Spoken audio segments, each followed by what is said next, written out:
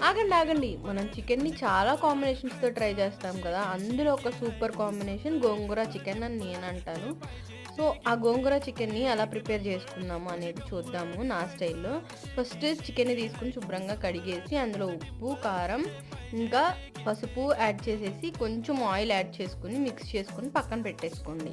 దాని తర్వాత ఒక 3 కట్టల గోంగూరను తీసుకొని శుభ్రంగా కడిగేసి అందులోకి ఒక పచ్చిమిరపకాయని తీసుకొని ఉడకపెట్టేసుకోండి. ఉప్పు, పసుపు యాడ్ చేసుకొని కొన్ని నీళ్ళు యాడ్ చేసుకొని.